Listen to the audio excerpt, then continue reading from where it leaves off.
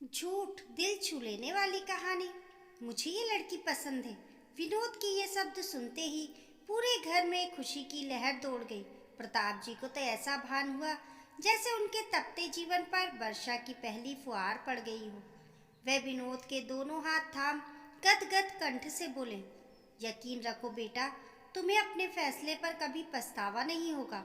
मेरी राधा एक गरीब बाप की बेटी जरूर है, लेकिन तन और मन की बड़ी भली है। हमने खुद आधा पेट खाया है पर उसे इंटर तक पढ़ाया है। घर के सारे कामकाज जानती है। तुम्हारे घर को सुखमय बना देगी। विनोद मुस्कुरा दिया। वह खुद जानता था कि राधा का चांदनी सा झरता रूप उसके घर को उजाले से भर देगा। यहाँ उसे दहेज चाहे ना मिले, लेकिन सोने की मूरत जैसी जीवन संगनी तो मिल रही थी। गरीब घर की बेटी होना विनोद की नज़रों में कोई दोष न था।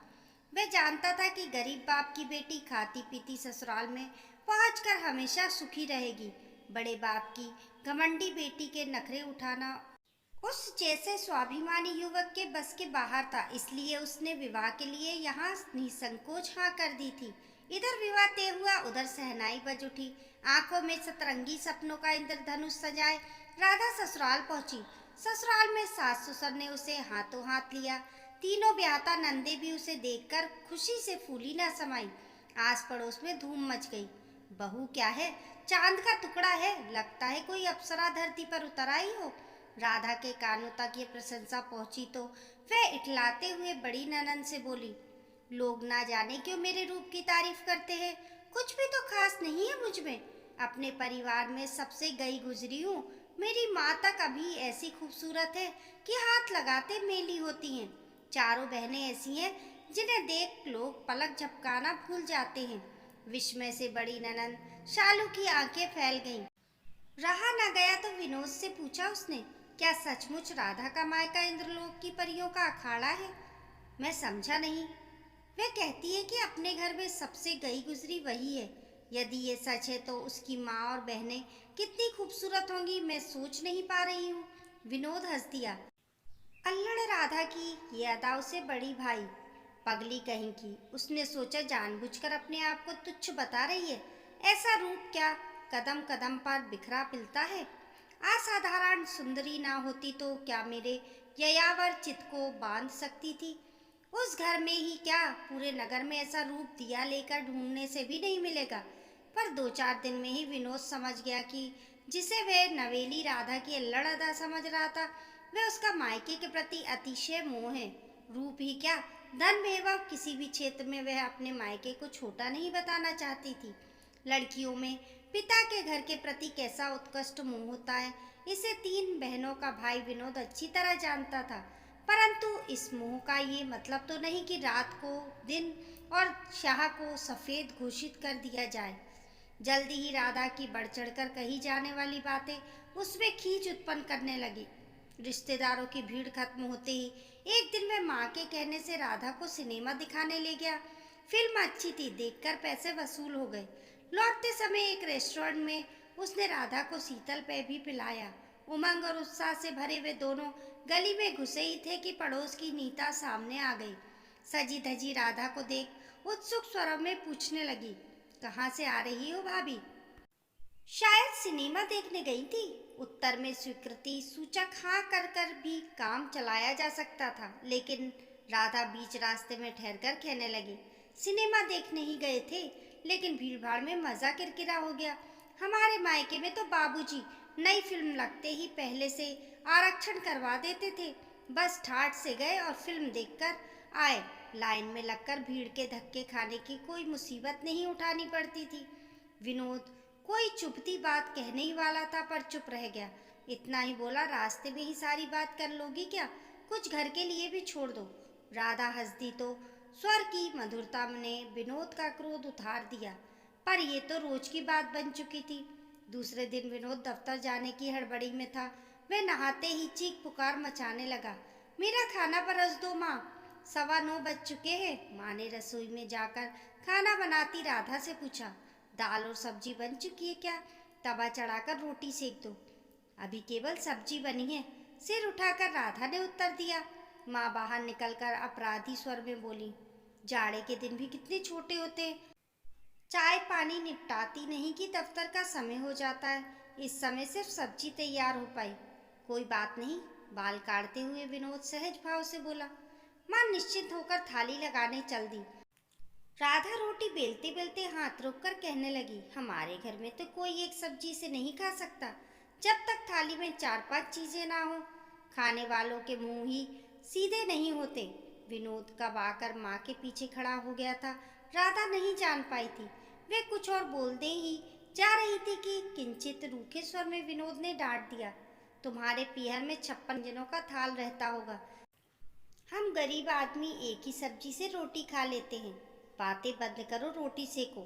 राधा संकुचित हो उठी, चुपचाप रोटी बेलने लगी। पर शाम को दफ्तर से लौटने पर विनोद ने उसे बड़े मनोयोग से बातें करते पाया। वे माँ के सिर में तेल लगाते हुए बोलती जा रही थी, मेरी ये साड़ी 700 रुपये की है। असल में बाबूजी को साधारण कपड़ा पसंद नहीं आता। घर के कामकाज में भी माँ 500 से कम की साड़ी नहीं पहनती, भले ही उसमें 50 पेबंद लगे हों। जवान को रोकते रोकते भी भीतर आते हुए विनोद के मुंह से निकल पड़ा। राधा सन्न रह गई। उसकी सीप जैसी आंखों में मोती डबडबाए। माँ ने झिड़क कर कहा, तू कमरे में जा, तुझसे तो कुछ नहीं कह रही है। वह बेकार में सारा दिन बेचारी को रुलाता रहता है। विनोद को भी पछतावा हुआ। सुबह तो डांट कर गया ही था, आते ही फिर ताना दे दिया। लेकिन मन ने कहा, वह भी इतना झूठ क्यों बोलती है, उसे भी तो सोच समझकर बात करनी चाहिए। लेकिन सोच समझकर बात करना शायद राधा से हो ही नहीं सकता था। हर बात में वह अपने मायके की श्रेष्ठता सिद्ध करने पर तुल जाती थी। उसकी ये बातें विनोद को जहर बुझे तीर जैसी लगती थी। उस दिन फिर ऐसा ही मौका उपस्थित हो गया। माँ बेसन के लड्डू बना रही थी। विनोद को बेसन के लड्डू बड़े पसंद थे, इसलिए माँ अक्सर इन्हें घर पर बनाती थी। राधा पास बैठी काम में हाथ बटा रही थी। अचानक माँ से मुंह से निकल पड़ा, क्यों बहू, लड्डुओं में घी तो कम नहीं है? तुम्हें लड्डू बांधने में दिक्कत तो नहीं हो रही है?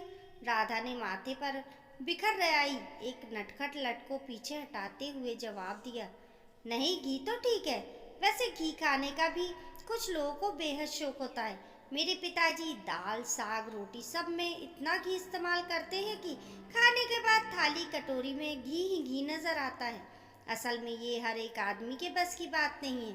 खाने को मिल भी जाए तो पचा कितना पाते हैं। विनोद कब कमरे में से निकलकर आंगन में आ गया और इस बात को सुन रहा था। राधा जान नहीं पाई थी, परंतु अचानक भूचाल आ गया। शायद कई महीनों से सुनते सुनते सब्र का बांध टूट गया था। शायद कई बार इशारों इशारों में रोकने पर भी राधा नहीं मानी थी। शायद इतना बड़ा झूठ सहन करना विनोद के लिए असंभव था। अचानक ना जाने क्या हुआ, वे गरज कर बोला, तुम्हारे पियर में घी दूध की नदियां बह रही है ना? इस गरीब आदमी के घर में तुम्हारा गुजारा नहीं हो सकता। जाओ अपने बाप के घर रहो जाकर। माँ घबरा उठी। राधा के चेहरे पर हवाइयाँ उड़ने लगी थी। उसकी आंखें भीग आई थी। लेकिन क्रोध से कांपते विनोद ने हुक्म दिया, अभी और इसी समय तुम्हें अपने मायके जाना है। उठो, अपनी अटैची लेकर मेरे साथ चलो। राधा रो पड़ी। माँ की हिम्मत ना पड़ी कि बीच बचाव कर सके। गुस्से से उफनता विनोद घर से निकला और 10 मिनट में रिक्शा लेकर आ पहुंचा। तुम उठी नहीं? अग्नि दृष्टि से राधा को घूरते हुए कुछ इस प्रकार कहा उसने कि राधा थरथरा उठी। ये जलती हुई निगाहें तब तक राधा पर टिकी रहीं जब तक वह अटैची में कुछ कपड़े रखकर उसके साथ नहीं चल दी। 6 महीने बीत गए, न विनोद राधा को लिवाने गया, ना उसकी खुद आने की हिम्मत पड़ी। किंतु जैसे जैसे दिन बीत रहे थे, विनोद उद्विग्न होता जा रहा था। भोली राधा की चंपई देह उसकी रातों की नींद चुराने लगी थी। उसे अपने क्रोध पर क्रोध आता, क्यों इस तरह वह एकदम उसे मायके छुड़ाया। पिता के बंद दरवाजे पर खड़े होकर अंतिम बार जिस करुणा दृष्टि से राधा ने देखा था, उसे वह चाहकर भी भूल नहीं पा रहा था। किंतु अब खुद ही जाकर राधा को लिवा लाना भी स्वाभिमान के खिलाफ महसूस हो रहा था। विनोद की मुश्किल आखिर एक दिन माँ ने ही हल कर दी। उसे हुक्म देते हुए वह बोली, सुनो विनोद, आज ही जाकर बहू को लिवा लाओ। बेचारी सारा दिन इतनी मीठी मीठी बातें किया करती थी। विनोद ने ऐसे जताया जैसे अनिच्छा होते हुए भी वह केवल माँ के आदेश का पालन करने के लिए राधा को लिवाने जा रहा है। उसे अचानक आया देखकर ससुराल में चहल पहल मच गई।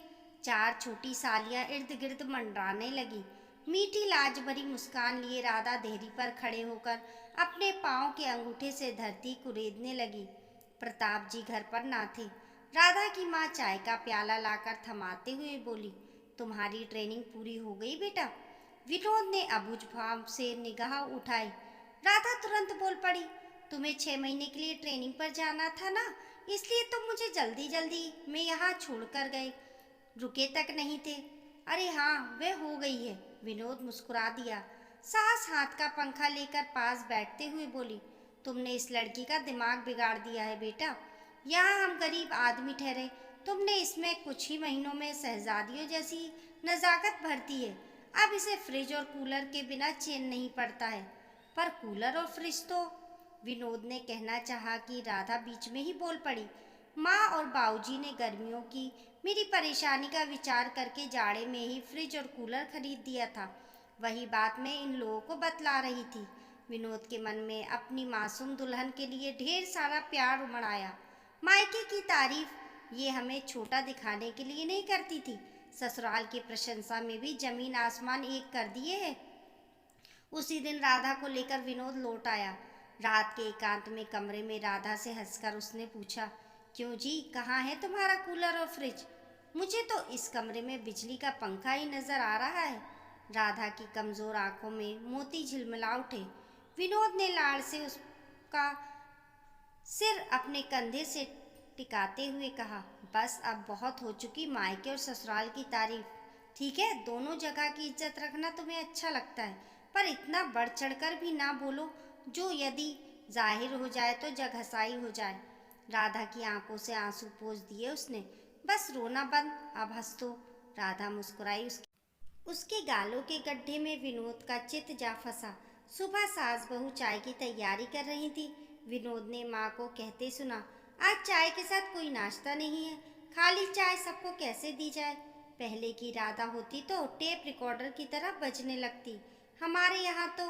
पर आज वह मधुर स्वर में बोल पड़ी, रात की रोटियां बची हैं माँ, उन्हें ही महीन करके कढ़ाई में तले देती हूँ। नमक मिलाने से बढ़िया सी दाल मोठ तैयार हो जाएगी, बासी रोटियों का सदुपयोग भी हो जाएगा। विनोद गुसल खाने में मुंह धोते हुए मुस्कुरा पड़ा। वे मन ही मन बोला, कल तक तुम चांद थी, आज निष्कलंक चांद हो। इस कहानी को लेकर आपकी क्या राय है, हमें कमेंट करके ज़रूर बताइए। कहानी पसंद आने पर लाइक और शेयर करें। ऐसी ही अच्छी अच्छी कहानियों के लिए चैनल को सब्सक्राइब करना ना भूलें। मिलते हैं फिर एक नई कहानी के साथ, तब तक के लिए नमस्कार।